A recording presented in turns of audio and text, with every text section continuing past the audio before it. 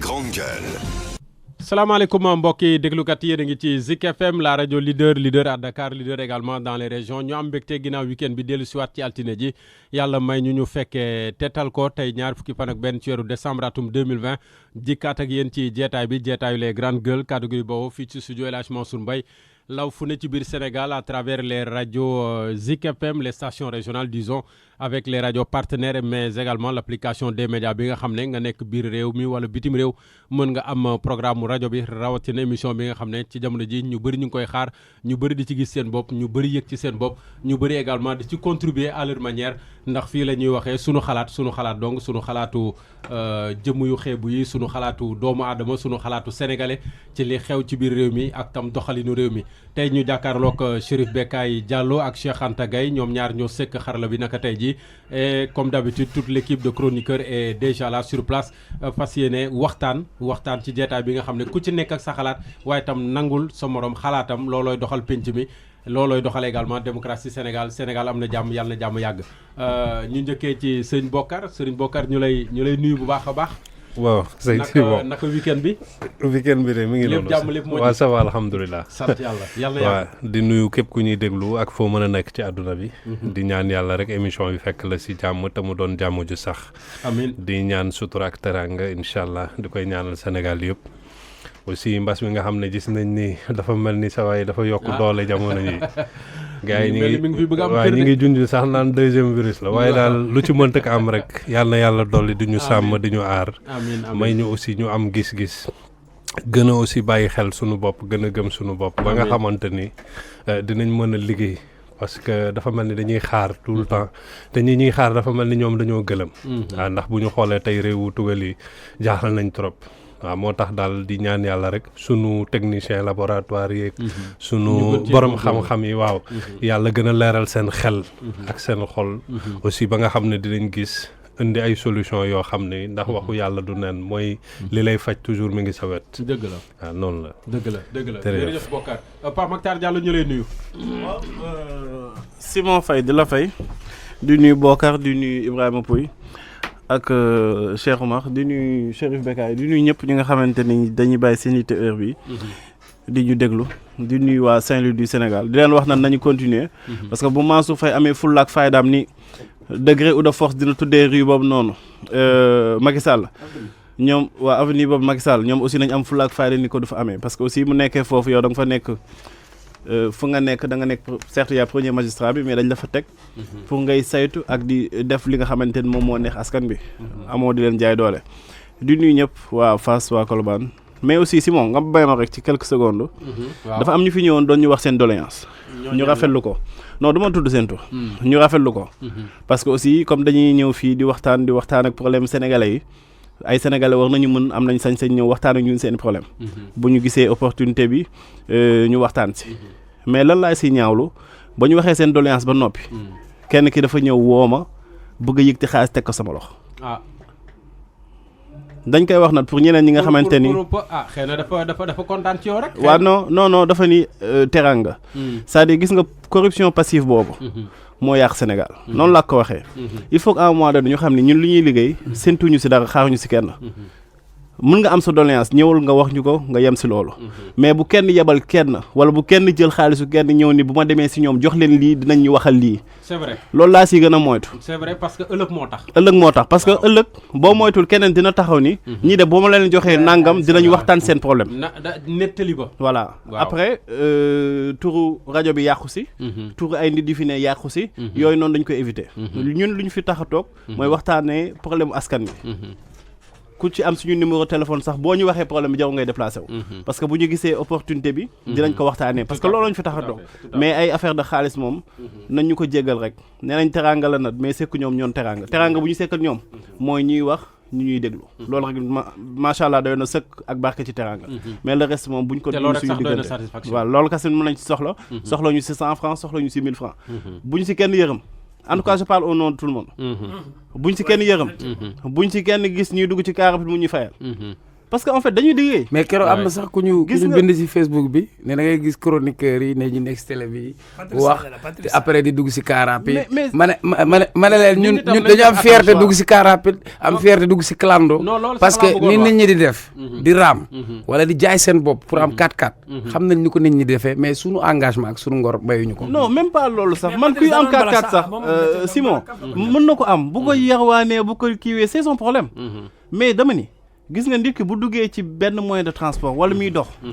loolu sa yoon newu ci c'est sa vie privée lii ñuy def nii liggéey la comme maçon bi nu muy taxawee di tabax kër doo ko fekk foofu ba jox ko xaalis kon lii ñuy def nii moom la ñuy fay bu ñu ko deful Simon weer bu deewee bu ñu demee si yaay tuuti du ñu fay Bougane daf ñuy woo nit ñi sëñ bi toogal sa kër donc nañu xam ni comme ñoom ni ñu nekkee di liggéey di daan seen doole ñun dañuy daan suñu doole yàlla na dañu nattu ñuy wax ci place publique bi di wax aussi problème askan bi mais amuñu si benn prétention comme ni nga koy waxee chaque fois di ko rappeler que joxuñu kenn leçon suñu xalaat nañu wax waxuñu li ñu wax moo am mais aussi nañu dimbali rek ba ay mbirum xaalis moom bu ñu ko wax parce que Sénégal boo commencé tuuti ñu commencé ni non te xam nga rek xam nga baax li may daw xam nañ lu ñuy daw parce que ëllëg nit day jóge fële ni que non joxoon naa leen fi nangami xaalis pour ñu wax suñu problème waxuñu ko ñoom bu ñu sekkee loolu ak yeneen nit ñoo xam nañ ko sekk ak ñoom mais ay na yowén nañu si jéggal di nuyu sëñ bi waa Touba ak waa Daaru Musti di nuyu sëñ Abdou Mbacke waa Touba la jar nañoo sëñ Abdou Mbacke moom suñu soppe la ñun ñëpp te macha allah daf ñuy bàyyi xel bu baax a baax tarkala te mu yokku ñaan ci transport bi moyen de transport bi ñi yor seen 4x4 xëy na jombul ñu am ko mën nañ ko am yàllaa ko tudd ci ñoom ñiy dox également ak ñi nga xam ne ñooy dugg car rapide loolu seen choix la également c'est pas parce que également nit ki day génn télé rek que waratul dugg clando waratul dugg Ndiaga Ndiaye loolu ñun sénégalais ñun ñoo ko def suñu xel te amaana sax man gëm naa ne bokk na ca xëy na ci li indi jeunes yi nekk ci pression tey jii parce que balaa ngay mën a tekki day la naa il faut nga am kër gu rafet il faut nga am soxna il faut nga am 4x4 il faut nga liggéey ci bureau loolu ay xeetu pression la yoo xam ne nit ñi moom la ñuy teg gis nga car rapide clando bus waaye sareet waaye cag-cag même vélo renvoy Liberté 6 mais gars yi fay yëpp clando yëpp a ma xàmmee non mais yaakaar boo demee fële Gueule Tapée fu ma jëlee clando parce que génn ci télé ak wax ci rajo mais je te dis gis nga Sénégal dañu am complexe boobu da ngay dem fi boo ko jógee ci dëkku nasaraan yi dañuy def seen émission peut dugg seen train dem seen yoon kenn du leen lijjanti mais fii moom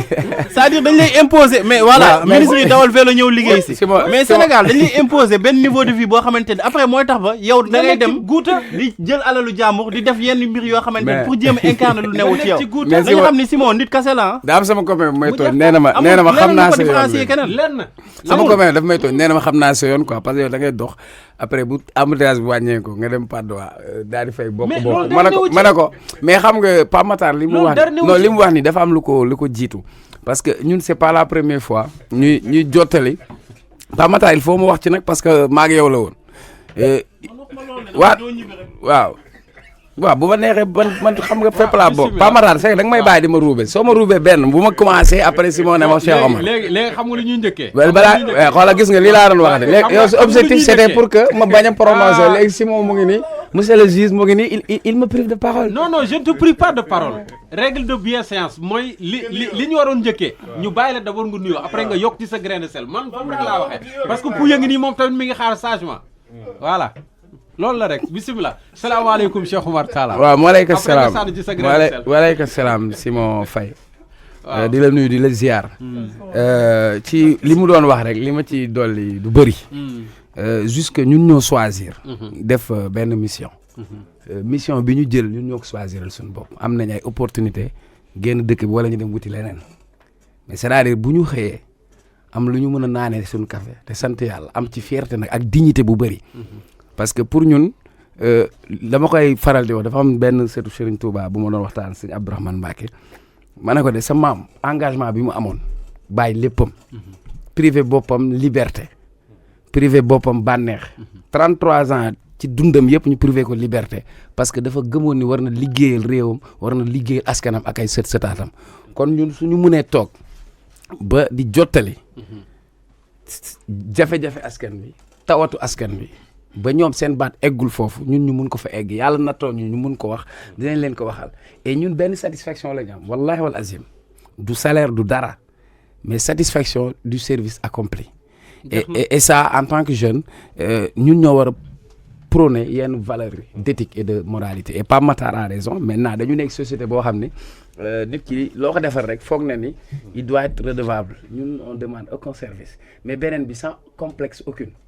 sans complexe aucune fañ nekkoon lañ doon nekk liñ doon dund la ñuy dund te dara du ko dindi si ñun te dara di ko changer si ñun ba tax na aussi damay nuyu waa Pikine mais tey dama yeewu ñu envoyé ma message ne ma dañu ma désigner ci ndaw yi nga xam ni ñoom ñoo gën a ràññeeku ci wàllu développement local ñu jox ma prix leadership local jeune 2020 ñi ko def nag laaj ñu ma sax sama xalaat dañoo xëy rek ñu wax ma ko ne ma dañuy def sargal boo xam ni ñoom dañuy jox maire yi donc may remercier initiateur bi Aline Diagne ak waa direct de Pikine voilà donc man aussi li ma leen di wax rek muy télé muy rajo pour ñun ay ambassadeur fi ñu dëkk la Pikine parce que bu njëkk ba dañu doon catégoriser ay simbkat wala fecc je n'ai rien contre ça mais tey dañu bëgg a wane ni ndaw ñi ñu ngi ci dëkk bi te dañuy participer si lépp suñu kàddu ak suñu taxaw parce que jàpp na ni nit ku nekk fi nga dëkk yéen a ko war a defar donc invitation la pour jeune Pikine yeeg ñëpp nañu xam ni que ñun ñoo mën a defar suñu gox ñu gën a activer citoyenneté gën a participer di remercier initiateurs yi le 26 nag ñetti Abdoulaye def rek dem jël prix bi d'accord waaw jagleel ko Bougane aussi parce que permettre nañu ku ñu xamul woon xam ñu ku ñu déggul woon aussi dégguñu jagleel ko sama gaay waa Grande Gueule ak waa Ndoumbelane merci. jërëjëf Talla et félicitations et mes encouragements Ibrahima Pouye ñu lay nuyu. Simon di la fay di nuyu Cheikh Oumar Tall Pape Matar Diallo di nuyu Chérif ak Bokar bi suñu jëwriñ ak si Cheikh Anta ak képp kuy safoo émission bi tey wax rek que ne exemple bi Pape Matar joxe loolu daf ñuy dal ñun ñëpp ku si nekk si ñun doomu aadama nag ngor la ak dignité nit boo xamee li la war nga ne ci yaakaar naa li gën a am solo mooy bañ a dajeeg doomu aadama di sëgg te ñaanuñu yàlla mu dal ñu jàmbaar amul ku ñu dimbale moo am yal na yàlla gën a dimbale rek ba ñu sax ci yoon wi nga xam ne ci lañ ne amiin ndax doomu aadama matut te àddina dafa tërëri àddina nag yàlla ñu suñu borom musal ba ñu war si mën a mel ndax di wax ñëpp di la dégg yomb na yombut bés bu ne ngay xalaat ñii lay déglu ëpp lay xalaat ak xam-xam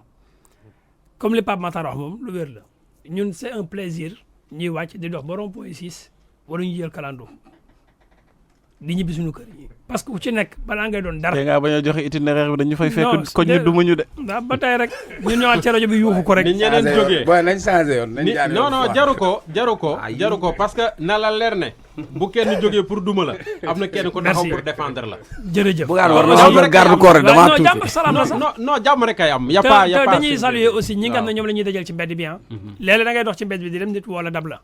nuyu la du suñuy jàmbaar dañ koy sante Bougane damay faral di wax des fois naan le rôle d'un bon manager mooy koo xam ne xeebul nit xeebul xam-xam tey amul boo xoolee ci suñu profil yi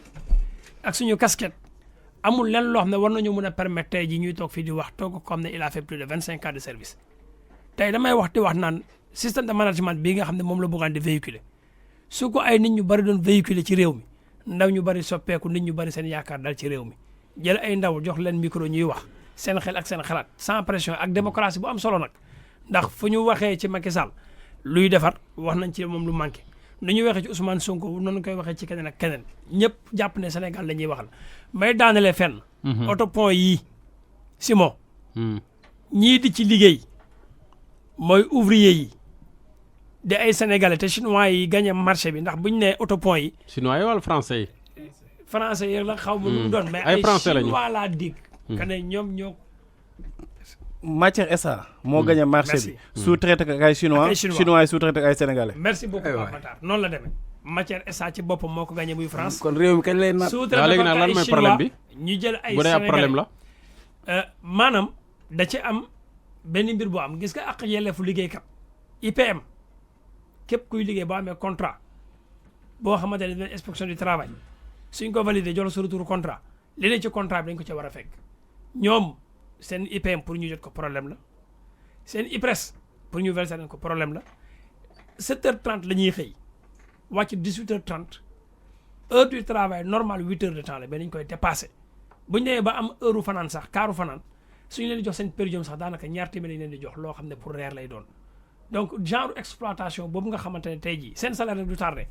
ndax ne nañ diggante 25 jëm 26 dañuy fayeeku mais li nga xam ne moom moo tegu ci seen kaw salaire mooy seen ak yelleef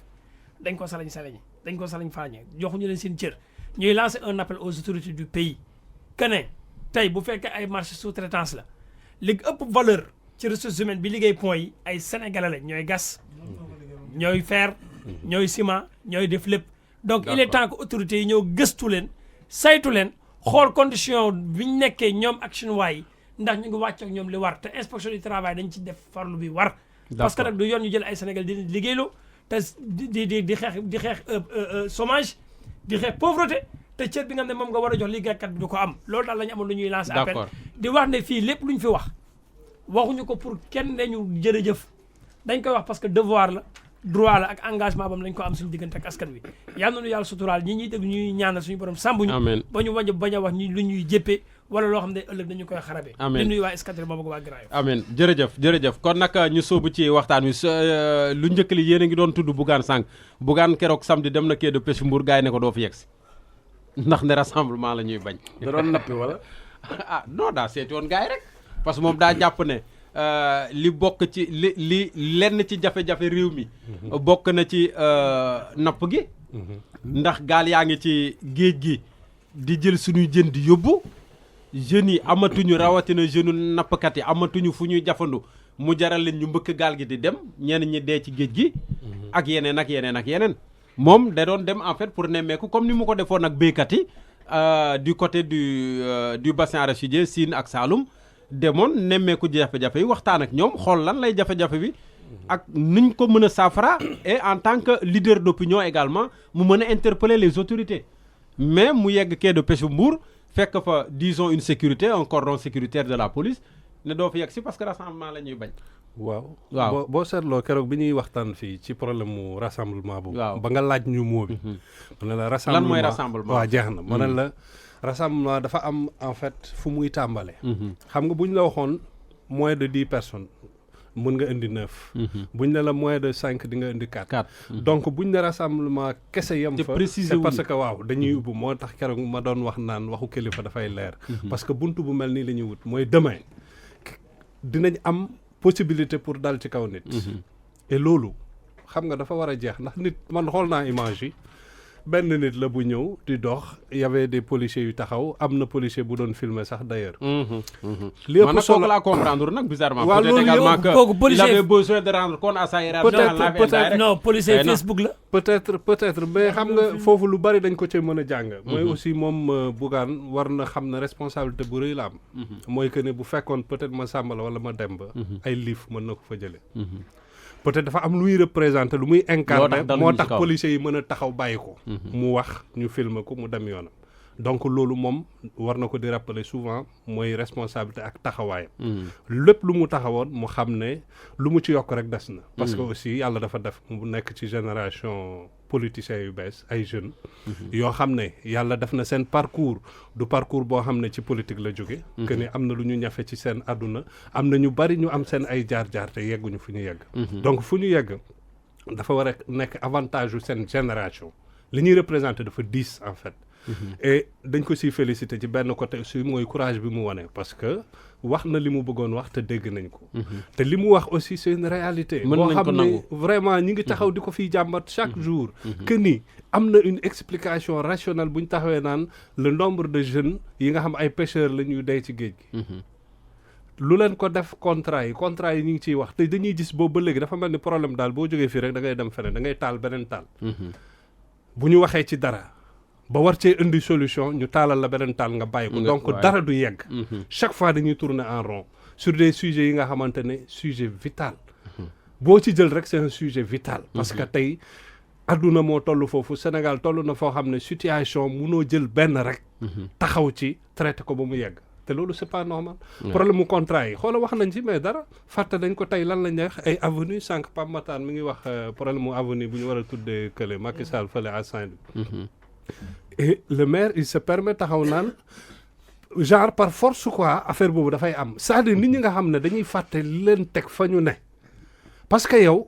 askan wi bi ngay wut ton boobu mosoo ko utiliser da nga ñëw di wax wax ju neex waaw da ngay ñëw di seeti nit ñi wàccee sa bopp ba ñu jël la ba teg la ci benn station tu te permets de les mépriser mépris boobu moo war a jeex c'est-à-dire ñun suñu ay autorité bi gën a tuuti bu ñu la ko dénkee on a l'impression que balaa ngay am sac rek ci sa bopp nga mépriser les gens donc là man damay ne geste boobu c'est injuste mais ça a déjà été préparé mooy que ni biñ ne la rassemblement rek lañ la ubbil bunt bi rassemblement x waxuñu la nombre de personnes benn nit nga gis muy dox nga ne ko rassemblement lay indi parce que lan bu ñëwee dina wax ak keneen même buñ dee deux da nga leen koy tere et les mots ont leur sens ni ko nasaraan bi di waxee donc lu ci nekk rek nañ ko teg place dëgg la puy rassemblement bi lañ doon bañ wala kàddu yi mu waroon a mën a wax ak askan wi ak nappkat yi wala sax peut-être yeggee ko d'une manière générale le Sénégal benn du rassemblement bi ci li ma jàpp ñaar dans toute chose dañuy wax na influenceur dafa am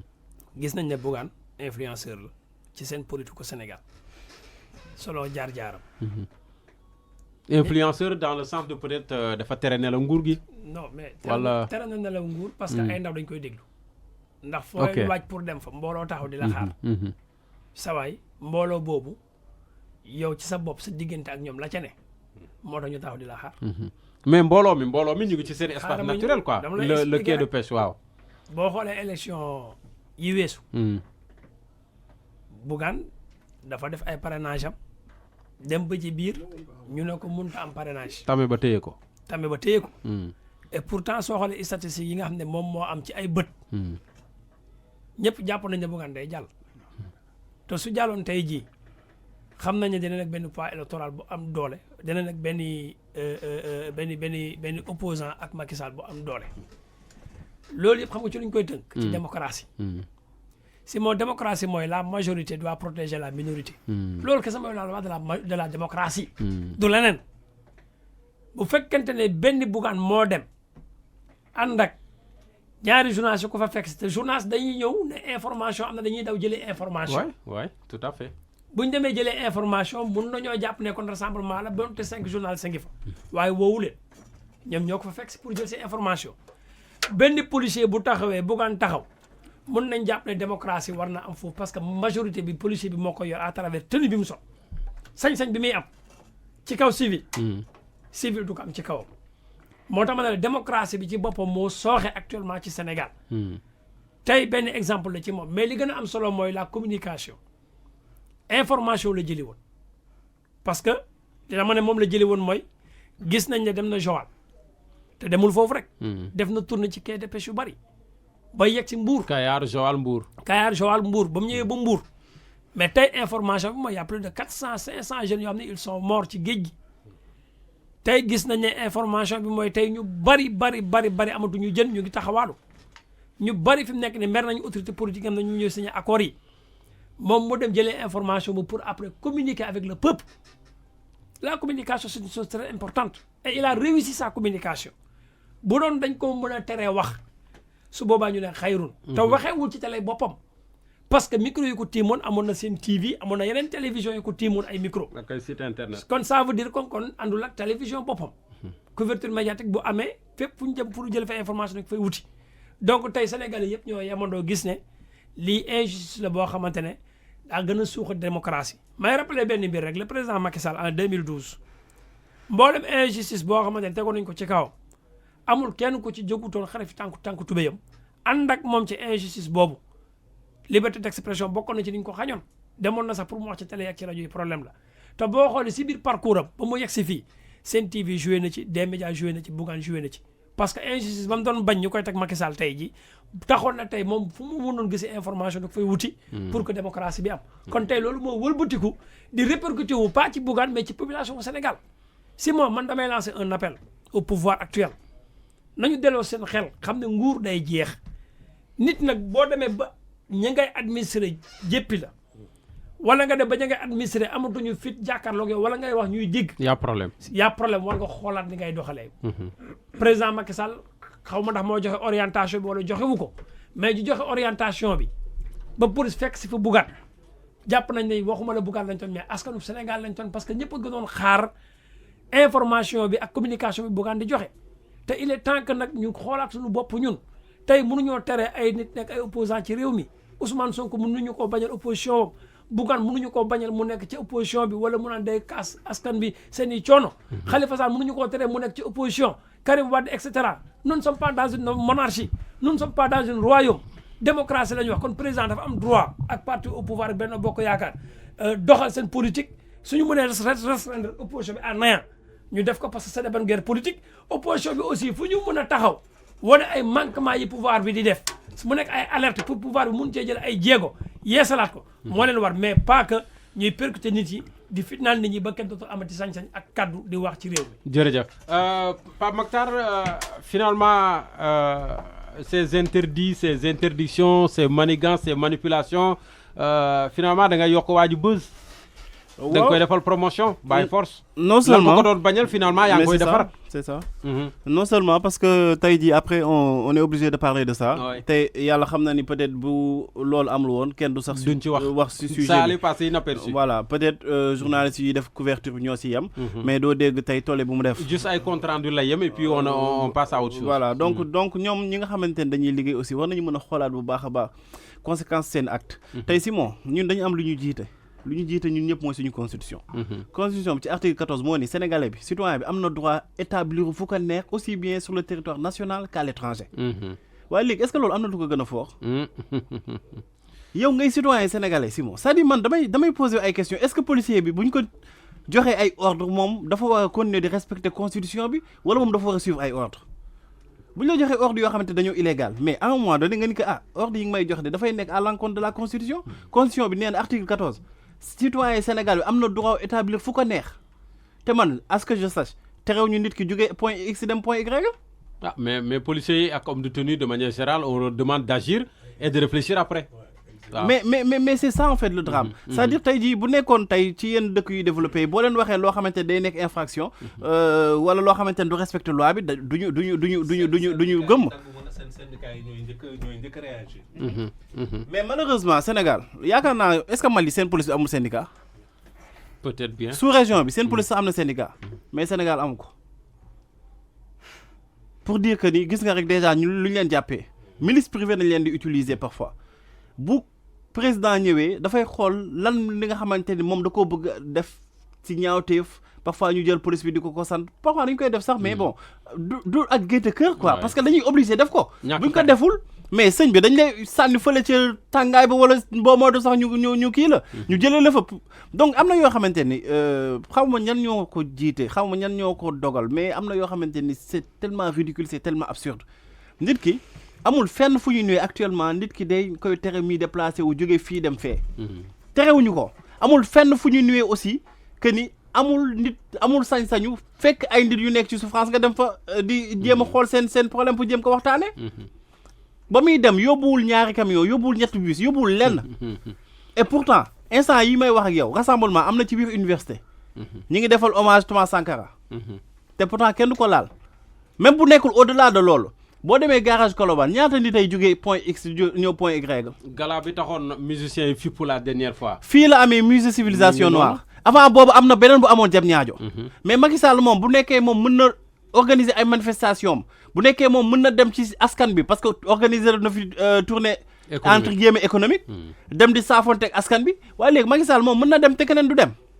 est-ce que constitution bi dafa jël ni président Macky Sall moom moo nekk au-dessus de la loi. lu ko neex dem. da ko wax. ñi ci des duñ def. est-ce que da koo wax amul fenn fu mu ko waxee donc je crois que il faut qu'à un moment donné ñu delluwaat xel yi ci li nga xamante ne mooy suñu charte ndeyu réew te ñu respecté ko Simon mënuñu tey jii 2020 ñiy waxtaan presque 2021 ñiy waxtaan waxu ay restrictions de liberté tey nit ki dem na di waxtaan ak waa Mbour gis nañ ni ñi ngi si ay difficultés gis na ni état du Sénégal ay conneries moo tax ba tey jii ñenn ñi dugg ci géej gi dee fa parce que accord de pêche yi ñuy jël di ko signé buñ ko signé wul woon tey jii jën bi du dem. bu jën bi demul woon nga defee ne nappkat yi ñaata yoon nañ leen naan nappkat yi dañ doon toog fii dañuy dem ba seen frontière état non Espagne ñu dellu si waat parce que dafa am lu leen doon xaar ci dëkk bi mais léegi ñoom bu nekkee ñoom ñooy risquer seen vie pour dem Espagne nga xam ne y a problème bu nekkee ñoom nappkat yi ñoom ñooy dem taxaw ci ndoxu kii bi Mauritanie bañ leen fay rey wala ñu leen fay jàpp prison ñu xam ne li ñuy def nii mën nañ si jële ay danger mais terewul ñoom ñuy affronter ce risque parce que ñoom amatuñu problème amatuñu espoir en fait. nga dem tey jii ci dëkk lébu yëpp da ngay gis ni nii la ñuy toogee ci bopp koñ nii la ñuy toogee di waxtaan di attaay ndax ñàkk activité mais kan moo leen ko teg du yàlla du yonent bi Macky Sall moo signé ay contrat donc je crois que lii nga xamante ni tey bu nekkee dañuy bañ ñu ko wax ko dañuy sonal seen bopp te il faut que ñuy réfléchir te ñuy gën a defee ñuy gën a xalaat daal ci seen i mbir nit ki mën nga def lu la neex mais waral fàttaliku Macky Sall ba muy toog di wax firaaw naan Moussa vidéo bi moo nekk di daw ci net bi génn na week-end bi di ñaanal encore une fois ki nga xamante ne mooy suñu papa Sidy Lamine Niass ndeysaan moo ko invité woon moom mu toog di naan firaaw naan Moussa di nettali gis nga firaaw na luñ ko waxee woon lu ko dal yëpp lan la beew gis sa bopp ak fuuy ak jaay doole mooy beew te loolu la nekk di dund actuellement kon na delluwaat ci leçon yu mu doon jàngale moom Macky Sall ak ñi nga xamante ne ay ministres am na ay subalternes am nañ police nag am na benn kii bu ñuy expérimenté nee nañ léegi bu ñuy def ay interpellation dañu koy filmer sûrement loolu lañ nekkoon di expérimenté foofu ah waaw non amoon naa ci ay information semaine bale avant lii di am waa de téléphone la yore moom waaw non nee nañ dañu am ay moyens waaw yu ñuy filmer pour arrestation parce que dañuy ni day am ay bavure ak yooyu léegi dañ koy filmer genre caméra embarquée wala yu ñu def ci seen looloo nekkoon question bi ba mu ko nuyee lan la caméra embarquée la mun ma non pour le moment amaguñu loolu mais ñi ngi koy commencé expérimenter fii la ay fan ngeen ko commencé gis bu nekkee pour loolu la bu dee mën na wàññi bavure yi tant mieux bu nekkee pour loolu la tant mieux parce que aussi caméra bu taaxul mën nañ la def lu nekk xam nga yaa ngi waxu laaluñu ko defuñu ko dara parce que y avait les caméras buñ ko laaloon dafay flagrant te lu leer ni bu caméra amul woon di nga dégg dégénéré na parce que caméra bi mi ngi def en live ñëpp a ngi koy gis donc je crois que il faut que ñu demee xel daal te moytu seen yii et puis am na yoo xamante ni man amul njëriñ quoi Bougane dem na doo ko bàyyi mu seetaan moom mooy lakk essence am mooy dem di waxtaan ak askan bi mais askan bi mooy voté bu nekkee ñoom yow nañu gëm yow Macky Sall yow nañu voté la preuve tey zone yu gën a pauvre ci Sénégal Macky Sall lañu voté d'accord Cheikh Omar, qu'est-ce qu'il faut en penser? Bougane dérange? Ouais, mais également, il n'a qu'à faire attention également. Oui, mais pas Matar, moi, les bavures policières là. Le jeune étudiant là, Pape Abdoulaye Touré. Xam nga fan yele dafa génn université rek, jemi daat koy japp. Le 21. Voilà, saxé ko après automatiquement ñu police.e après déféré. Après ñu relaxé ko. Après il avait porté plainte. Donc tay lañ ko convoqué won. Pour entendre quoi. Donc c'est important pour que citoyens procureur comme def na lolu pour entendre ñi nga xamni ñom la sékkaloon pour que les sénégalais xamni policier lum la def lum la warta def am nga sañ-sañu saisir la justice. Il faut que ñu koy def di top action bu muy mot parce qu'on a eu beaucoup de bavures policières dans ce pays et il faut que ça arrête. Il faut qu'on comprenne que la police elle est là pour les citoyens. La police elle est là pour protéger les citoyens. La police citoyen su ko gisee il doit être rassuré. On ne peut pas voir fu ñu gisee police ñun ñuy am ragal wala ñuy apeuré dem ba am image wu am na sama ñoom yaay ñen ñoo xam boo la waxee carte d'identité police ñu ne la du ma dugg police alors que suñu wàllu kaaraange la yore. Maintenant c'est regrettable parce que pour man yenn yi actes yi bu ñu koy posé dañuy nekk ci régime boo xam day nekk liberticide nag mooy kuy rey ay liberté parce que vous pouvez pas vous permettre d'avoir la liberté keroog def seen dîner de gala la xaw ma Abdoulaye Daouda Diallo rassemblement la wala du rassemblement kuy digle cangaay da ngay set comme yaa ne rassemblement bu mu am bul rassembler yow. du dëgg mais xam nga li ñu fi doon wax bu njëkk ba. ñu am ñaari principe liberté bi la ñu jël tafee ko ne le pour utiliser contexte coronavirus pour continuer di restreindre ay liberté et pour man c'est antidémocratique et puis ça je le dis. Parce que depuis ñu gis ni parce que pour man démocratie dafa war a yokk warta wàññeeku mais fii la ñu indil ay interdiction et c'est pas la première fois parce que am na fu mu doon dem Louga xaw ma Kébémer ñu koj ko ne ko doo dem toj nañ fay otoom am na fu ko ay ndaw invité woon ñu ne ko non il faut ñu bun xatal la et bun xatal boobu leen indiwu ko lu dul les préfets les gouverneurs man maa ko wax les services déconcentrés là nos préfets et nos gouverneurs ils doivent savoir que ils sont au service de l'administration, ils sont au service de l'État. Parce que yow da nga dem nga jàngi ENA nga génnee ñu jàngal la État nga xam luy administration territoriale régime bu fi ñëw président bu fi ñëw ku fi ñëwaat gannaaw suba daf la fi bàyyi daf fi la fekk keroog maa ngi tooñ sam benn xarit doomu gouverneur Samb la bi ñuy waxtaan mu ne ma gouverneur Samb mooy papaam ma ne ko sa papa de marqué na ñun ñëpp dégg nañ ko tey nekkatul gouverneur mais bi mu fi nekkee joué na rôle am dem na mais lan moo tax ñuy accepter ñuy instrumentaliser soit la police wala di instrumentaliser l'administration territoriale pour indi ay interdit pour jël ay nit di leen xoqatal moi je crois que loolu dafa nekk lu ma ñaawlu et c'est pas la première fois parce que président am na sañ-sañ mu dem def tournée agricole pour aller voir les agriculteurs laaj leen dem na ci benn toolu mboq photo na selfie Bougane aussi am na droit dem ci baykat yi ñu ngi jooy gerte mu ñëw waxtaan ak ñoom nemmeeku leen mais comme def na ko fële ci actualité bi ñu nekk man su ma ko mënoon dinaa ko def moi je suis allé à Joal Fadiouth dem laaj leen ñu wax ma xaw ma parce que j'ai besoin d'avoir des informations pour mën leen waxal mais suñu accord de pêche yi ñëpp jooy nañ ko wax nañ ko fi après dañ koy bàyyi ñu nekkaat ci leneen Sénégal moo signé ay accord de pêche ay tonnes fukki junni tonnes yi teg bu dëgg jën yi yëpp ñu waabale ko yóbbu ko bitim réew ba sunu nappkat yi amuñu jën géej gi waaf ñooñu nekk ci désarroi bu fekkee yow te un homme boo xam ne da ngaa jàpp ni bokk nga ci li war a doxal réew mi war nga indi solution ci réew mi yow yaa choisir ne da ngay politique mais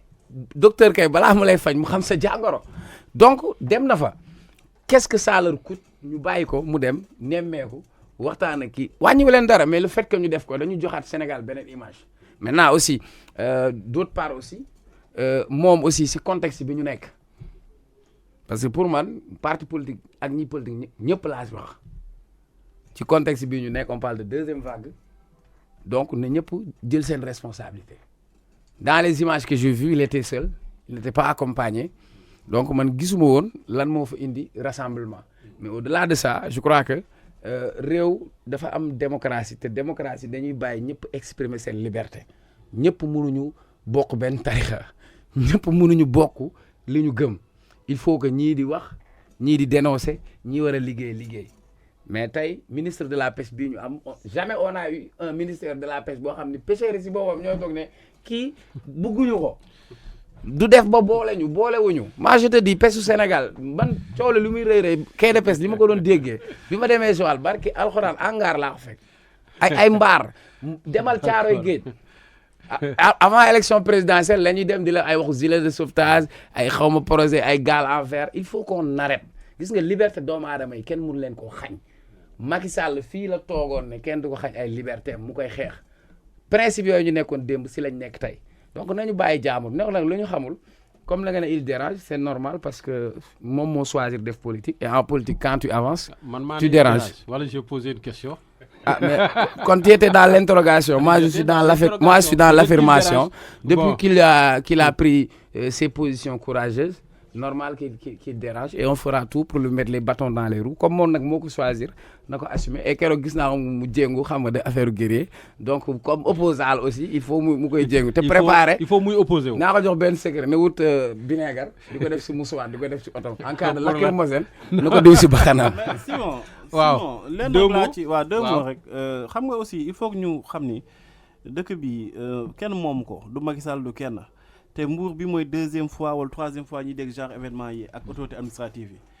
Aïda Diallo bëggoon na fi def ay rassemblement am ñu tere ko ni ay risque de confrontation xamuñu kenn xamul ba moom yaakaar naa daf leen mujj attaqué donc il faut qu'à un moment donné autorité administrative yi ñu nekk au service de la loi et de la loi uniquement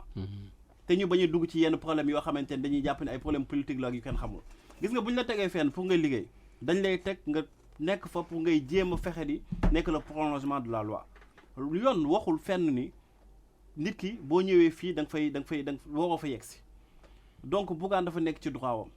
nu ko Ousmane Sonko nekkee ba muy dem di def tournée am nu ko keneen ak keneen nekkee nu ko Khalifa Sall nekkee di dem ci ay kër jàmbur di seeti di waxtaan ak keneen nu ko keneen ak keneen nekkee donc nit ñi mënoo leen ni continuer leen ngeen dox seen activité ba noppi yow ngay continuer di dox seen activité ñeneen ñi def seen activité politique am na ay activité religieuse mais man samedi j'ai eu tout un problème pour mën a déplacer wu ci Dakar ndax foo tourné ñu ngi fa bâche ci digg tali et pourtant au vu aussi de tout le monde ñi ngi bâche seen i ay bâche di def seen ay rassemblement def seen ay cérémonie ak ay fête parce que gouverneur bi neen terew ñu ko donc ku terewul lool est-ce que war nga mën a naan nit ki waroo dem fenn te marché yaa ngi ubbi donc à un moment donné il faut ñu arrêter quoi marché ubbi sérieusement il faut ñu arrêter di intimider nit ñi mais Bougane il n'a qu'à rester fort rek parce que dëkk bi il faut nit ñi bañ a ragal intimidation. te nañ fi télé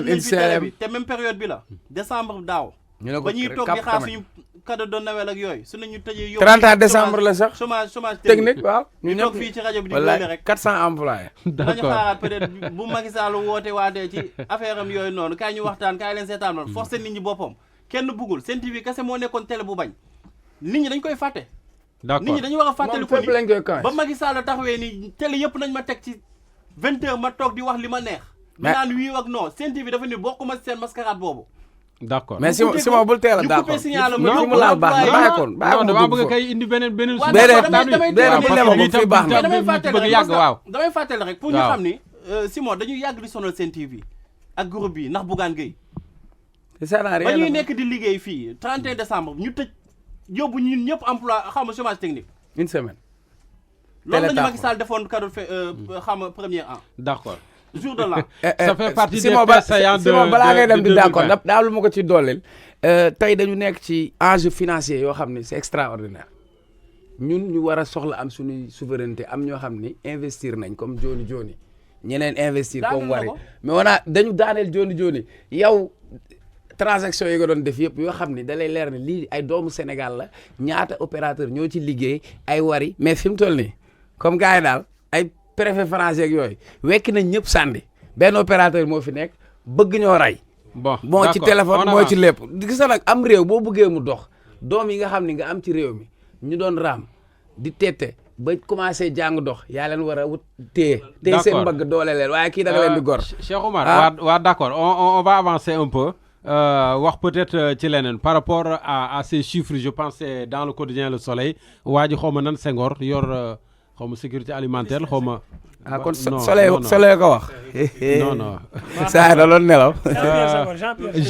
Jean-Pierre Senghor voilà des chiffres qui font état de 516 562 personnes en situation d'insécurité alimentaire maanaam juróomi téeméeri junni ak fukk ak juróom benn yu teg juróomi téeméeri ak juróom benn fukk ak ñaari nit te boo ko xoolee li ci ëpp Matam la nekk avec 92 150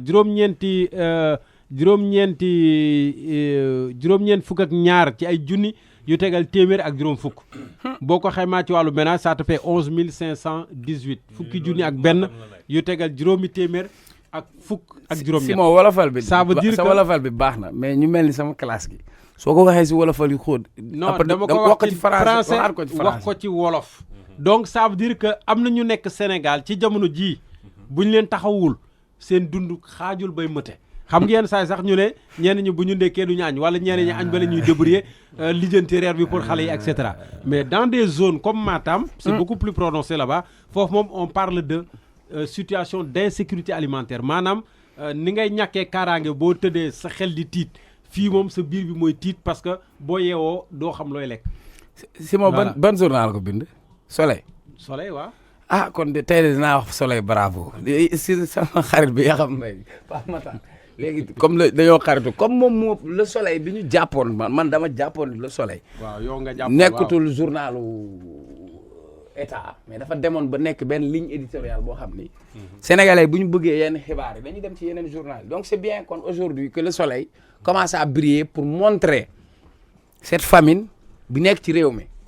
je l'avais dit il y a pas longtemps ñu am émission famine amagul de waaw non wax Simon bàyyi ma rek ma ñëw non famine ak famine kay bokkul non famine kay yàlla na ci yàlla musal mais fa laa jëm parce que lii nii mooy jur famine xam nga luy jur famine Simon géej gi amul jën mool ba amul dépense luy jur famine bay nga sa gerte 300 lañ la koy jaayee at ba at ci nawet ngay bay luy jur famine suuf si nga amoon nga naa gay naa ko war a yóbbu say nag amatoo ko looloo koy indi dañ fi toog di wax ay waxu chiffre ay croissance ay xam si affaire dañuy intellectualiser débat pour dox ci maayanu nit ñi quoi ay innaa la way ay macroéconomie lii mooy dëgg nag lii dëgg mooy yaa ngi wax Matam mooy ci biir région yi Sénégal di nuyu suma mbokk waa Matam waa suñ ci ba mais tey ñi nekk ci Sénégal yëpp ña la lañ fi am bay luñ fi am sàmm gi la lañ fi am napp gi wax ma ban secteur tey moo nekk boo xam ni nit ñi mën nañ ci am li ñu doon soxla dafa am benn baat boo wax vous parlez de sécurité alimentaire moo waroon a jiitu autosuffisance alimentaire mais dañ ko fi defoon ay slogan ay autosuffisance en riz autosuffisance lii le vrai débat sécurité alimentaire mooy nit ki mu am lu muy dundee mooy nit ki la muy dund mën koo jox la mu soxla ci ay ferñeent parce que doomu aadama su amul une alimentation saine et équilibrée du am wér-gu-yaram yow nekk ci réew moo xam ne amaana ñi nguuru wala ñi nekk ci nguuru wala ñi yàlla may leen ñu am seen frigo mu fees ñu am seen hangar mu fees mais boo ñëwee ci fi ñu dëkk ñun da ngay gis ñoo xam ne dañuy dem ci boutique bi pour jënd kilo ceeb pour am lu ñu sóor tey da ngay dem gis ni bëreetul kër yi ngay dugg fekk fa ndékki añ reer njoganal ak bool dof xam nga luy bool dof si moom mooy xale góor yi classe ñoom Pape Matar yi bu ñu entraîné football bu 1h jotee wala minuit jot ñu am lu ñu lekk suñu koy wax waxuñu ko pour xeeb loolu parce que ñun dañ ko bëgg mais mbedd boo dem tey lekk cere wala lekk fonde dañuy dem pour ranko pour jënd fajar gi ay jaay fonde 100 francs c'est pas pour xeeb loolu mais c'est pour montrer aujourd'hui que besoin bi ñu am parce que ñun suñu priorité c'est mooy se nourrir suñu priorité mooy s'éduquer suñu priorité mooy faju wàllu wér-gu-yaram mais tey si moo lii nii ay termes yi li muy wone rek mooy li ñu doon wax léegi géej gi yow jën bu baax buñ la ko fi waxee xaw ma nga dem ne da nga koy lekk amoo loo ko fayee suñu nappkat bi amul bu nappkat bi amutee jën circuit économique bi mu waroon def yëpp Pape Matar xaara circuit économique boobu yëpp ña fa waroon dund ci wàllu mbay ak ci lépp donc occupez-vous des vrais problèmes des Sénégalais pour que Sénégalais bi fépp fu mën a nekk biir Sénégal mu mën a dund ni leen indee woon jox leen mandat ngeen amaat beneen c'était pour ngeen améliorer les conditions de vie des Sénégalais mais aujourd'hui les Sénégalais ne mangent pas à leur faim. D'accord, mais peut-être me rectifier tout dit. C'est pas le soleil, mais je pense que c'est dans l'observateur du jour. C'est une petite méprise de ma part. Mais je pense que ce discours sur les 3 bols, les 3 normaux alimentaires du Sénégal, je pense que y a grand côté. Mais man sans problème moi, ñu ngi jóge à peine ci nawet. ñuy alerter nii ñuy alerter nañ ko dégg waaye tey la waal gën a non d'accord mais ñu ngi jóge ci nawet quoi je veux dire nawet bi dem naa fi Fouta peut-être 2 ou 3 waaw Matam boobu gis nga chaque fois booy dégg des fois may nuyoo di wax tey ba Tafsir Moustapha moo ko Tafsir Balla et cetera seedu dëkk yooyu immigration gis nga Fouta seen problème dëkk yooyu li fa nekk yëpp booy xool immigré yi ñoo ko fay def waa France waa Italie waa Espagne Gabon Centrafrique et cetera ñoom ñooy dem bay tabax école yi ñooy tabax dispensaire poste de santé yi et agriculture parce que man Fouta àll baa ngi ne gàññe àll kese la inexploité boo demee xam nga lan ngay dajek ay camion phosphate yuy roñ phosphate di yóbbu rek ngay dajek waaw ñu ngi fees del foofu phosphate dëkk bi nu mu tudd Ndendori ay Nabaaji Sinthiou côté yoon tali boobu noonu kii ko jeex suuf si mu xonk cur fa ngay gis si àll bi ñuy jël phosphate bi di yóbbu waaw bàyyi leen ak poussière bi mooy comme gaz boobu rek dëkk bu ñuy root gaz te ndox amu fa et cetera pare jeex na Fouta man affaire boobu daf may jaaxal ba léegi c'est-à-dire àll baa ngi foofu nawet bi comme ni nga ko waxee ci nawet la ñuy jógee et sécurité alimentaire boobu war a nekk mais une priorité c'est-à-dire grenier Sénégal moom munoo am Fouta am Casamance am ay wàllu feneen ak feneen foog foo jël suuf si c'est fertile mun nañ ko bay mun nañ ko exploiter te am nañu ay borom xam-xam yu màcc yoo xam seen xam-xam dafa màcc ci wàllu suuf naka la ñuy def ba mën a bay naka la ñuy def ba mën a xëcc ndox dévier ay cours ay fleuve et cetera lu ci nekk am nañ ñu ko mën a def mais lan moo tax du ñu jublu ci loolu lan moo tax projet yi ñuy indil par exemple tey pour yegg si fii rek difficulté yi ngay am parce que ñu ngi nekk ci ay BRT xaw ma lan ak lan c'est-à-dire ñun en fait suñu ay priorité la ñu war a xoolaat ñu xam ne nit lépp loo mën a am ci luxe te fekk yow amoo loo lekk li ñuy wax njëriñ xaw ma na ko njëriñ loo fekkee njëriñ loo fekkee waaw c'est-à-dire yow doo lekk doo faju doo jàng mais buñ la joxee lu am valeur doo ko mën a téye lépp luñ fi defar lu luxueux dafay yàquwaat parce que gestion bi day am problème parce que aussi entretien bi dafay am problème ndax nit ñi seen bopp lañ tal nit ñi il faut ñu suur pour mën a jàng balaa dara di dugg ci bopp xale par exemple il faut mu lekk ba suur xale yi di dem classe di nelaw ndax xiif duñu mës a xam dara donc lan lañ ci def baal ma yàlla sax dafa ne bu dee da ngaa war a julli ñu teg boolu ceeb. jeex na sa xel na ci ceeb ba julli ba pare lekkal ba pare soo ko julli. heureusement santoo Seck mais xool am na ay ak addis yoo xam moom Seck ak Jawel nii ñoo ko indi. waaw d'accord Bokar Pape Matar Diallo moo ko addis démb. d'accord saar alxuraan rek bu yàlla di wax boolu ceeb. waaw loolu dañ ko war a def suñu priorité. ñuy lekk ba suur. di faju saa bu suñu yaram jagadee. fu ñu noddee suñu xel yi di dox. Simon di jàng di xam. di am kattan Bokar may ma fu ñu noddee bàyyi li ngay def nga dem julli ji lañ la wax bàyyi sa caaxaan yi. bu ñu boo lekk boo waree lekk dama nga lekk ba pare soo ko julli de. yéen ñan ñoo leen war a sumi puy ak Pape Makhtar. man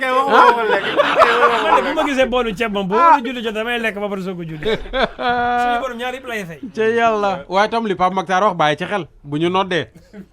bàyyi la ngay def nga dem julli ci moo gën. rek bu fa boolu ceeb newul. déggal muy gën a dugal boppam. mais ñi nga xam ne xiif ak leen di rey fi mu nekk nii ñi nga lim nii. waaw xiif di leen di rey. tey jii bu ñu tegoon boolu ceeb ñu teg jumaa ja. wallaahi bool bala ñuy lijjanti soog a dem ci jumaa ja. waaw loolu moom niteef la rek nit voilà nit la voilà waaw. mais daal am nañ vraiment lépp pour développer. sincèrement ñun. yàlla dafa wàccoo ak ñun. yow munoo position géographique bi Sénégal am. suuf yi ñu yàlla may. barke gi ciy génn lépp lu ñuy wax rek. xool li passé débat bi ñu fi sulli woon ci pétrole beeg gaz beeg et cetera zircon. ñun tey. sincèrement fu nu yeggul ci ñun parce que on a tout on a une population jeune on a des matières premières ba pare am nañ ay borom xam-xam gis nga adduna bi dëkk boo dem di nga fa fekk ay borom xam-xam sénégalais yoo xam ne dañuy nekk ay kilifa ci dëkk yooyu entreprise boo yaakaar na ba pare yow sa biir dëkk du taxaw jëf rek ci des jeex na loolu avec peut-être loolu c'est une volonté politique foofu laa doon jëm si responsabilité bu mag la ñu am sunu yenn guide religieux yi responsable bu mag la ñu am sunu intellectuels yi responsabilité bu mag la ñu am journalistes yi am de média foog ñu delloo si nit ñi si l'essentiel. waaw ñu xam ne nit munoo am lu ko gën a fort. jërëjëf jublu ci nit ñi. jërëjëf ñu dem publicité ñëwaat Chérif Bekay. Ne bougez pas. La rafale de tubes revient dans un petit instant sur Zik FM. ku ma doon laaj maa ngi seddaay bi la nouvelle collection hiver 2021 est arrivée chez Numéro Uno mi leen di indil tendance yi gën avec seddaay bi hiver découvrez chez les femmes de jolis manteaux robes jeans sac ay dàll yu pop ay bling bling yi ngeen di taaralee seen bopp ay ensemble costume des vestes en cuir chemises élégantes chaussures de ville classiques et même des baskets pour toute la famille xale yi ci lañu bokk ay jeans t-shirt manches longues ay leggings ay manteaux des doudounes et vestes venez visiter notre boutique Numéro Uno Azur 12 boulevard Djily Mbaye Numéro Uno Liberté 6 sur les 2 voies Numéro Uno avenue Faidherbe Numéro Uno Ponty Numéro Uno Ngor sur la route de Ngor et Numéro Uno Mbour Numéro Uno seddaay bi hiver 2021 les meilleures marques internationales à des meilleurs prix.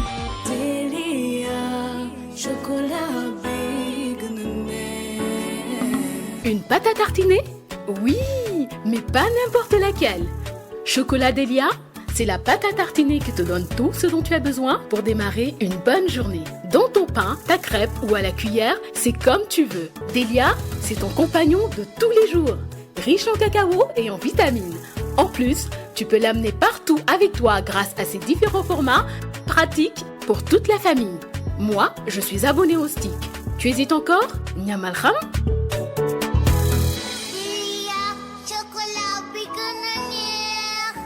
Delia, le meilleur des chocolats. Faites le plein de cadeaux chez Total. Du 5 décembre 2020 au 15 janvier 2021, pour tout achat de carburant à partir de 20 000 francs CFA, participez à la tombola et tentez de gagner des terrains et de nombreux autres lots. Alors, à vos marques. Prêts? Gagnez! Total, committed to better energy. Pour le bien-être de votre famille, choisissez Dano parce que 100% du lait Dano provient de nos fermes. Nous contrôlons l'ensemble du processus de production de la ferme à votre table. Chaque étape est soigneusement scrutée pour vous servir un lait de haute qualité, un goût délicieux, enrichi en nutriments essentiels, excellent pour votre famille. Profitez chaque jour des bienfaits du lait Dano pour maintenir votre force. Les produits Dano sont disponibles en Dano quotidien, Dano lait entier, Dano écrémé et aux saveurs gourmandes, fraises et chocolat. Savoure ton lait Dano et sois fort. ak Wave defal say retrait d'argent fépp ci Sénégal te doo fay dara waaw ak Wave sooy retiré du la dikkee dara booy denc sa xaalis Wave ko. wooteel gratuitement ci 200 600 ngir jokkoo ak suñu service client Wave sa xaalis yaay boroom te di ci ànd ak UBA ak Ecobank. yéen électriciens yi ak yéen ñii di professionnel du bâtiment ak particulier yi xibaar bii yéen a ko moom waaw bu leen yàqati seen xaalis di jënd leneen lu dul tube orange bii di Sosenap maa la ko wax ndax mooy bi gën tube orange bu Sosenap longueur bi 100 mètres lay def teg si ñu defaree ko mu respecté te méngoo ak norme internationale déedéet kay ma dolli tube orange bu Sosenap lu wóor la ñu ko liggéeyee te mu ànd ak qualité roy du nuroog pire te kat déglu leen ma bu baax saa boo leen jëndee tube orange na ngeen xool bu baax ndax am na étiquette bu ñu bind Sosenap pare gu ma de Sosenap mooy tànneef bi gën Sosenap am na itam ay tube annelé normalisé ba ci diamètre 50 Sosenap 1983 ba tey lu yàgg dëgg la. Sëriñ Seydina di yëgal mbooleem taalibe ak jàngkatu alxuraan gàmmu gi mi amal niki ñaar fukki fan ak juróom-benn foofu ca rond point bu Almadi jàkkaarloog jumaa ji mag ji muy sàkku nag ci mbooleem taalibe ku bëgg a jël wérd nga mën a teew nag ci bile gàmmu gu mag gi mi amal niki ñaar fukki fan ak juróom-benn yii la jàng nag Sëriñ Seydina da ko doon amal at wu nekk waaye nag ab coppite lañ ci nemmeeku ñaari weer yu nekk dina ko amal foofu ca rond point bu Almadi mbooleem taalibeem fépp foo mu nekk ci àdduna bi nga ñëw teewal ko ci bësam bu mag bii mu fas yéene amal niki ñaar fukki fan ak juróom benn ku ci bëgg ay leeral nag mun naa woote ci 78 136 32 26 78 136 32 26. ku bëgg frais ku ne faaw nga sopp Minute Maid ci nga yëg bu baax caf ko bi ci pomme mango bi tropical bi ba ci orange bi ak ananas bi ndax anam yu sell yiñ ko defaree waaw da leen jëfandikoo Minute Maid daf lay sawarloo te soo maree naan ko li ngay yëg kanetu Minute Maid yëg si na ci dëkk bi ci njëg bu yomb juróom benn fukk rek lay jar yóbbaale saa su ne fruit yi gën ci yow te nekk ci Minute Maid. Vous avez du flair. Prenez votre temps pour le sentir. Laissez la magie de sa douceur vous emporter. Caressez sa texture, tenez-la bien. Un simple code suffit à vous faire découvrir la richesse qu'elle contient. Un simple code suffit pour changer votre vie.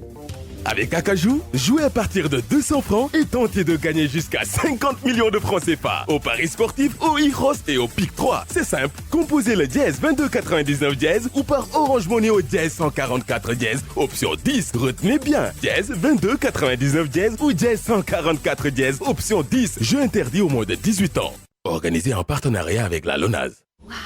Acajou. Kuma doon laaj mangi seddaay bi la nouvelle collection hiver 2021 est arrivée chez numéro 1 mi leen di indil tendance yi gën avec seddaay bi hiver. Découvrez chez les femmes de jolis manteaux, robes, jeans, sacs, ay dàll yu pop, ay bling bling yi ngeen di taaralee seen bopp, ay ensemble costume, des vestes en cuir, chemises élégantes, chaussures de ville classiques et même des baskets pour toute la famille. Xale yi ci lañu bokk ay jeans, t-shirt manches longues, ay leggings, ay manteaux, des doudounes et vestes. Venez visiter notre boutique numéro 1 Azur 12 boulevard Djilimbaye, numéro 1 Liberté 6 sur les deux voies, numéro 1 avenue Faidherbe, numéro 1 Ponty, numéro 1 Ngor sur la route de Ngor et numéro 1 Mbour, numéro 1 Seddaay bi hiver 2021, les meilleures marques internationales à des meilleurs prix. Voici Trafic News.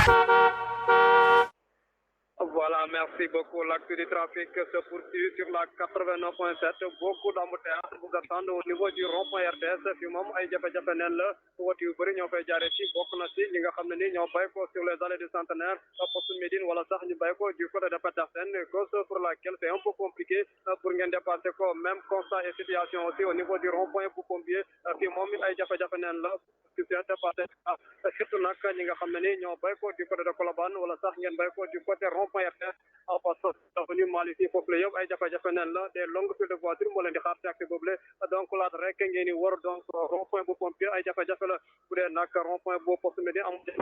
ça circuit tranquille n'importe quel sens mën ngeen di progresser seulement rek donc feu de signalisation yi moo leen di yàggal pour ñi nga xam ne ñoo bëgg a progresser sur l'avenue Blaise Diagne dooree ko nag nga xam ne moo nekk rond-point bu poste Médine daal di wutale directement rond-point bu Sam jaaree ko nag marché ci leen foofu la aussi ça circule au ralenti du feu de signalisation notre point trafic 19h.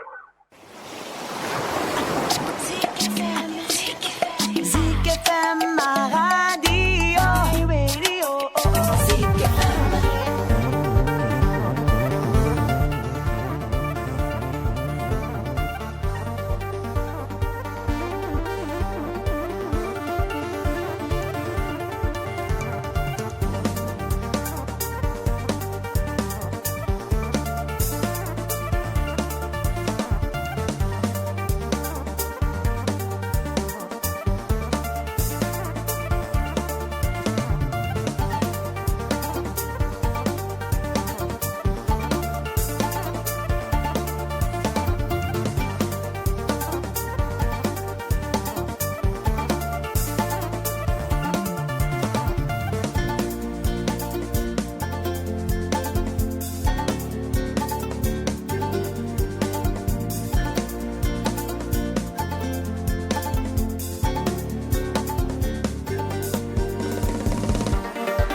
les grandes gueules. jërëjëf Chérif Bekay jërëjëf waa service commercial jërëjëf également Papale mi nga xam ne moo nekk ci tali bi di ñu xoolal fan moo yomb fan moo xat fan moo am embouteillage fan la ñu war a mën a jaar ñu di leen di gërëm di leen sant bu baax a baax sànq nag ñu nekkoon ci jotaay bi di wax ci xiif gi nga xam ne mooy yot njaboot yu bëri en tout cas ci situation bi ñu nekk nii njaboot yu bëri ci biir Sénégal donte ñu ngi jóge ci nawet et l'alerte est partie de la sécurité alimentaire avec son directeur exécutif Jean-Pierre Senghor Pouy bu ñu déggee lii on a envie de se poser la question ana sécurité alimentaire wala ana autosuffisance bon autosuffisance peut-être en riz en leneen ak leneen de manière générale ana autosuffisance bi nga xam ne moom lañ doon xaar fan yëpp wala boog at yi yëpp ñu weesu. Simon man gis nga fi may tàmbalee mooy xam nga dañoo tàmmoon chaque fois bu ñu joxe ay statistiques ñu ne ànduñu ci parce que c'est pas fiable wala ñu ko joxe waruñu koo joxe mais bi c'est un entretien boo xam ne c'est avec Jean-Pierre Senghor bi nga xam ne moom mooy secrétaire exécutif du Conseil national de sécurité alimentaire nommé par décret par le président Macky Sall. Jean-Pierre Senghor moom moo coordonné woon moo nekkoon le coordonnateur du PRODAC ki fi nekk tey moom la remplacé donc kon tey bu ñuy waxee ne ci moom lu jógee te mu jógee ci le journal L'Obs ba pare ñu leer ne entretien la. entretien la def turam. kon ça veut dire que je crois que waratuñu duñ sax toog di xalaat na am na wala amul. amul doute. voilà te li gën a grave mooy dafa ne sur 45 départements yi ñu analysé 15 sont en phase sous pression et 1 en crise mu teg ci ne Salimata Mbirkilaan Louga Koumpentoum Vélingara Ranérou Saraya ak Kanel ñoom ñu ngi au bord du gouffre maanaam moom ñu ngi ci càppandaw ga soo ko joxee chiffres yi nga joxe mooy 516 562 personnes en insécurité alimentaire dont 92 150 à Matam xam nga man damay jàpp ne tey suñ demee ba génnee statistiques yi len rek laay wax dëkk ñi lim yëpp boo xoolee dëkk yu ci bari am nañu suuf su doy nawet bi wàcc na fa mais nawet bi wàcc na fa est-ce que am nañu moyens yi leen permettre ñu bay ndax bu ñuy wax mbay foog nga am moyen bi lay permettre nga mën a accéder ci suuf si nga xam ne bëgg nga koo naatal benn problème moyen ci mbay bi am na engrais yi nga xam ne moom la ñuy dégg ñu koy waxtaanee saa su ne ci réew mi problème la ki nga xam ne moom pour mu am lu mu lekk problème la pour mu jënd ji gu mu ji ba pare nawet gi bu yegsee boo jiwee aussi 3 mois yi ngay toog di xaar mu ñor foog nga am loo lekk donc man la question que je me pose mooy état du Sénégal tey dëkk yi nga xamante ne suuf a ngi fa te naat nañ am nañ ndox c'est quoi le problème bu mun ñoo exploiter suuf soosu ba tey crise bi daal leen daal askan wi. est-ce que du volonté politique bi Bokar doon wax. manquement politique la waxuma volonté mais manquement politique. parce que bu ñu wax volonté politique man damay jàpp ne am na parce que tey le président Macky Sall biñ ko falee bokkoon na ci li mu doon wax autosuffisance en riz. gisoon nañ ne avant moom mooy yegg si au pouvoir presque 400 000 tonnes moo fi amoon. ci wàllu. pour benn question rek est-ce que objectif boobu on l'a atteint parce que da doon wax autosuffisance en riz en 2017 coronavirus am ñu gis ko mu importer du riz fii au port. Cheikh Omar même ma yeggali fi nga jëm bokkut 400 000 tonnes bu ñu ko amoon ci ceeb ci dugub ci gerte moom bi mu yegsi en 2012 gis nañ ne statistiques yi wane na ne am nañu plus de 2014 jëm 2019 il y avait plus de 1 400 000 tonnes de riz il y avait plus de 1 300 000 tonnes d'arachide tey ak nawet bii ñu nekk nii nee na ñu ngi ci 1 800 000 tonnes d'arachide jëm 2 millions presque ça veut dire que kon benn côté am na benn productivité boo xamante ne am na ci mbéy mi am na ay efforts yoo xam ne am na ci ay efforts participatifs mais effort du doy amélioration saa ñu ko waxee dañuy xool fi nga xam ne ay manquement am na fa ñu dem fa def fa li fa war su ëllëgee ñooñu mën a demal seen bopp mais damay jàpp ne tey bu ñuy wax volonté politique ci agriculture am na dama romb léegi ANADA fii ci Mermoz. oui ANADA. ma taxaw xool ñu bind l'agriculture le nouveau business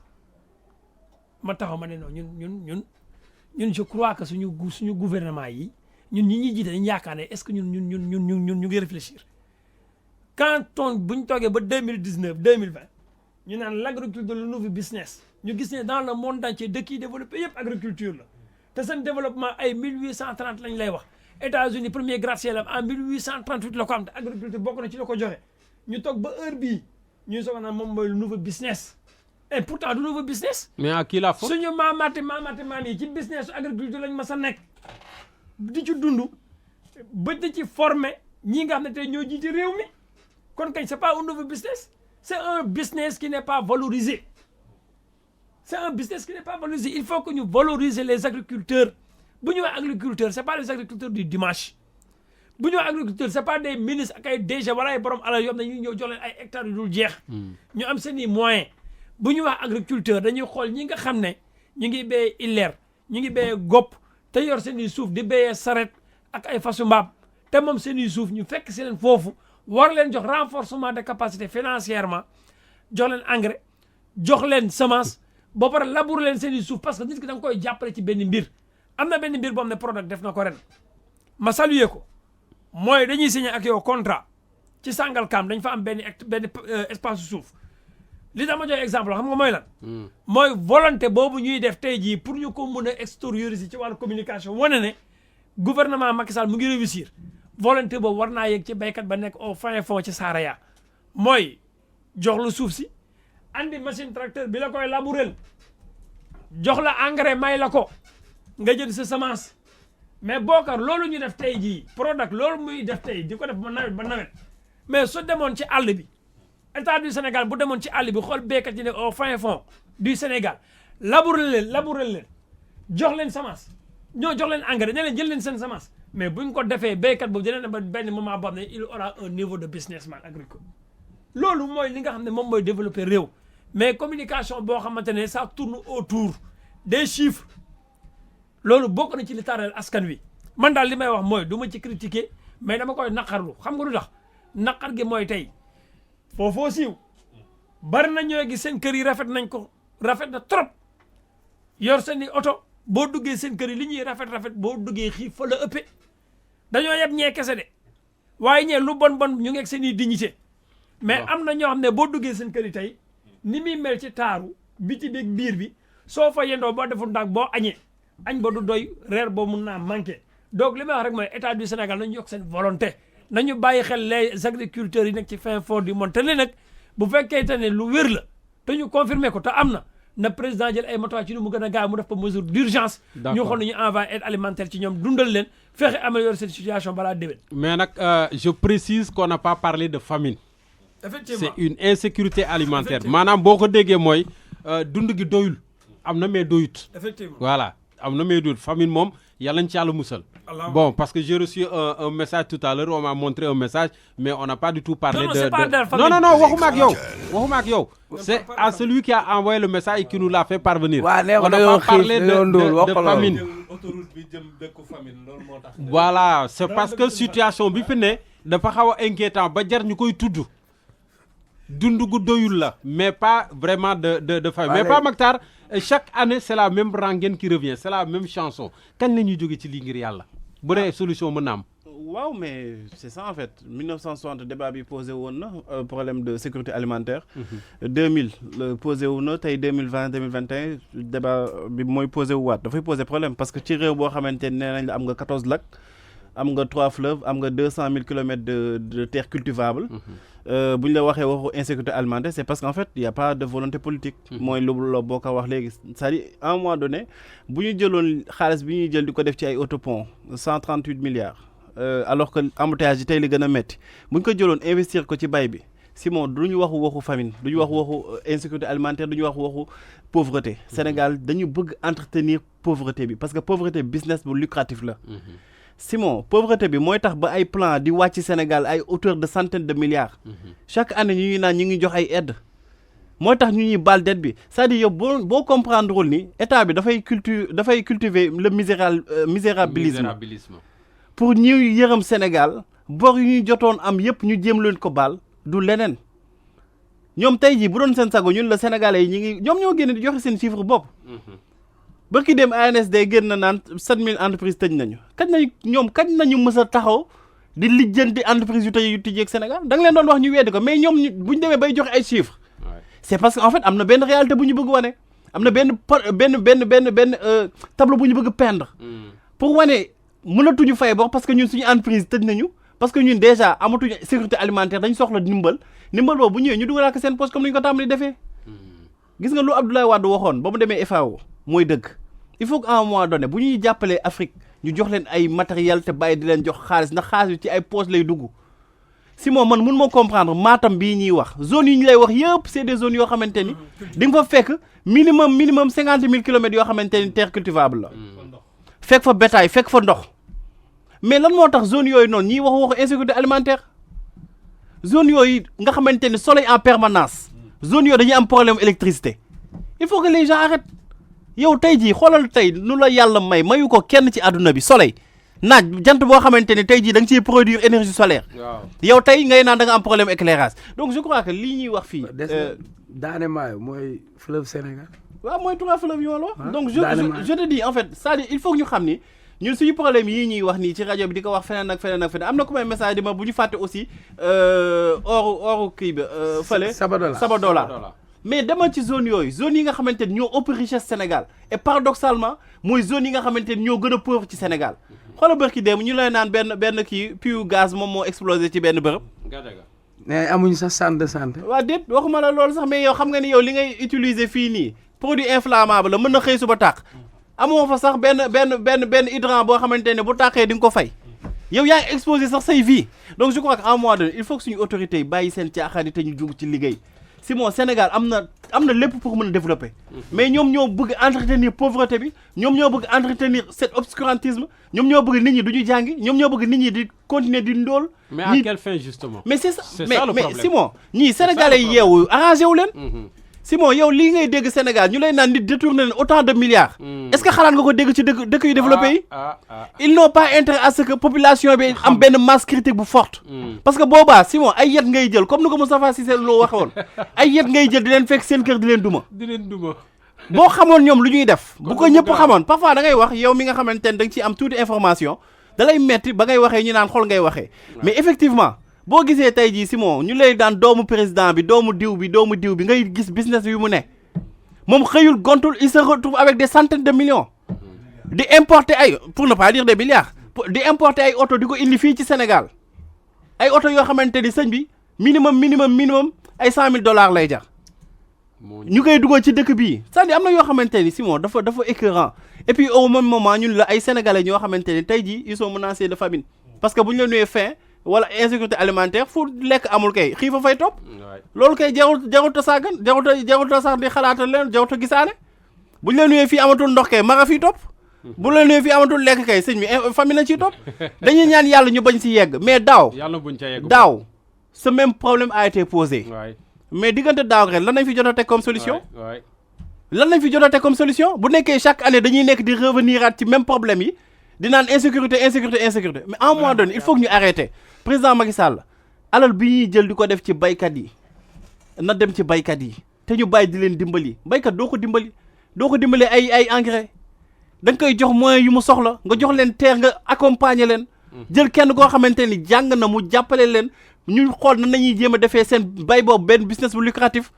ñu bàyyi di bay ay nawet ñii bay nawet ak noor te loolu Abdoulaye Wade commencé woon na ko lii ñuy wax ni président Macky Sall moo ñu ko gën a xam ndax nekkoon na ak Abdoulaye Wade mais xam nga la mooy wax ji gis nga fii ku fi falu mel ni Firawna boo falowul nag yaay Moussa mais boo faloo mel ni Firawna beew nga def lu la neex toog yàgg sa njaboot yaakaar ne richesse bi da nga koy continuer di entretenir mais am na bis boo xamante ni moom ñëpp a siy jaar te bis boobu amul kenn ku siy mucc te di nga taxaw sëñ bi li nga def dañ la koy laaj te ñoom dañ siy bàyyi dañ siy fàtte c'est-à-dire boo leen waxee loolu dañ lay naan non ñoom mais Simon ñii boo leen doon jege sax nga xam ne yàlla sax nekkul seen bopp. Bon malheureusement peut-être il nous reste 3 juste à 4 minutes peut-être qu'on va poursuivre sur ça et c'est bon on a essayé de comprendre hein, parce que quand même déjà souligné naa ko sànq ñu ngi jógee ci nawet lii chaque année presque ñu waxoon nañ ko fi daaw. Bon dund daal Sénégal problème la quoi man autosuffisance bi ñu wax daal béy dundee bi c'est vrai qu'on veut bien mais balaa ngaa béy c'est vrai que suuf am na fi balaa ngaa dundee nga gis d'abord loo mën a produire et je pense que Sénégal production boobu la ñu am problème ñun déjà que mbirum gerte gaa gi nii wax nañ ci waxaat ci gerte gi tey jii mooy loolu. mais si moo yaakaaruloo ne par exemple bay bi ni ñuy wax nii au-delà de bay dundee tey nit ñi bañ béy wala état bi dimbaliwul wala y'a pas nit ñi dañoo sonn ci bay sànq puy mi ngi wax ñi yor gopp ak ileer mais ñooñu ñi ngi bëgg a dee yow naka ngay bay ay hectares ak gopp ak ileer wala nga topp ci ginnaaw benn fas wala benn mbaam mais bu dee tam seen doole foofu la toll mais foofu parce que tracteur waa kañ foofu lañ leen war a dimbali alal la koy joxe alal la koy joxe béykat bu amul alal boo xam ne ci la mën a yem xalaatul jëndi tracteur di ko jox carburant di ci def tracteur yooyu ngeen wax lu ndaw rek tracteur yooyu ngeen wax Abdoulaye Wade daf siy jëloon yu bëri jox ko ci àll ba mais Simon ku mënul dawal vélo nga koy jox tracteur tracteur yooyu noonu tey jii boo demee ci àll ba di nga fa fekk ñoom ñëpp ñu ngi taxaw yàqu parce que àndoog pièce détache problème pièce et puis voilà et puis voilà merci c'était mal pensé c'était bien pensé mais ça a été exécution bi moo baaxul donc gis nga loolu même bu ñuy indi ay tracteur nañ leen defal formation parce que baykat boo koy jàppale foog nga jàppale ko ak ñoo xamante ne xam nañu xarala luy bees na nañ koy utiliser mais ñoom boo leen joxee ak lu ñu xamul dañ koy teg fële di continuer lu ñu xam mais c'est clair Bokar vas-y continue. non lan moo tax boo gisee réewu national ni ci wàllu mbay nga gis ñu ñuy raw chaque fois parce que dañ leen di préparer jàngal leen li ñuy jiw ak li ñuy ji ban période lañ war a def étude des sols tey géotechnique jëm ci wàllu géotechnique ak agronomie mais ñaata dama ne la ay doomu Sénégal da nga leen di fekk bitim réew ñu am ci xam-xam mais bu ñu ñëwee fii du ñu am lu ñuy def parce que système bi bay bi tey boo ñëwee xool que ce soit man Fuuta bi ma mën a jël exemple rek àll bi ni mu toll mais benn nit yor toolam lan la fay def ay xaal ak lan sax ban xaal ak gerte affaire yooyu te bu ko produire sax ngooñ mi lay gën a soxla presque mais si xam nga donc vraiment man damay ne daal dañ gën a gëstuwaat ci wàll boobu dem ci industrialisation par rapport ak aussi parce que da ngay teg étape par étape jàngal nit ñi ni ñuy bayee jox leen ay moyens pour ñu bay bu ñu bayee li ñuy jël ñu produire ko ci dëkk bi ci kaw ñu liggéey ko ba pare dund ci mën cee jaay. les grands baykat yu bari. fi mu ne nii baytuñu presque pour gerte. ngooñ bi la ñuy. saako ngooñ 5000 la su manqué day yegg ba 7000 8000 da ngay gis koo xam ne day jël toolam bu ko bayee li mu ciy génne ci gerte. daanaka day gën a exploité ngooñ bi. léegi boo fekkee da ngaa bayee sa gerte yow. gerte gi nga ñëw benn Sonacos ñëw nekk société nationale. nee na sama prix plafond 210 la. nga kaas mu yokkale ko ne la 250. benn chinois jóge fële ne la prix plafond 300. laa koy jënde ba pare boole ko moom moo lay mooy jënd sa gerte fekk si li fi nga ko teg. duy ko yóbbu. Sonacos pour mu defal ko problème la léegi yow état bi nga war a jaay sa gerte moom si boppam. mu ngi lay piétiner ba étranger bi ñëw ne moom mun na fay lu ëpp li état bi li état di fay. mais sëñ bi. soo amee soo toq gerte gi moom nga koy jaay soo paree nga jël sa ngooñ andi ko Ndakaaru wala nga sàkk ko pexe li ñuy wax daal mooy nañu bàyyiwaat xel ne ñoom ñii di jiiti réew mi yëpp ay doomu béykat lañ xaaj yëpp wala ay doomu sant. Simon li ma si wax xam nga CM2 dañu doon jàngal culture. Madame Fanta Mbodj waaw mu ñuy jàngal y a 2 cultures vivrières et industrielles leçon CM2. c'est dañuy bay loo xam ne pour ñu dundee ko ak li ñuy bay loo xam ne dañ koy jël pour jaay ko. mais tey suñu programme agricole yi ñu mës a teg yëpp boobu ba tey yooyu yëpp gouvernement yi fi jaar yëpp dafa am échec boobu nag moo continuer li tax li ko waral mooy dañu jubluwul ci valoriser li ñu am dëkk boo xam ne nag sa matière première yëpp da ngay bay rek jël ko jaay ko bitim réew waa bitim réew transformé ñëwaat jaay la ko doo mës a am donc ça veut dire que tey am nañ ay écoles yoo xam ne ñoo ngi fay jàngale wala agronomie comme tu as dit am nañ expertise bi am nañ suuf si mais Israël par exemple naataange bi ñu am suuf si ñu am amuñu ko Éthiopie naataange bi Sénégal am ñoom amuñu ko dexi Pape Matar Fàttali ak ndox moom yëpp nañu jël renforcer capacité baykat yi dindi fi illeer ak daba fexe ba bu ñu la joxee intrant agricole ak matériel agricole ki ko moom war koo jot nga xamante ni dootuñu amati un paysan mais dañuy am ñoo xamante ni dañuy nekk ci agro business parce que tey àdduna bi foofu lañ toll donc réew moo xam ne nag li ngay bay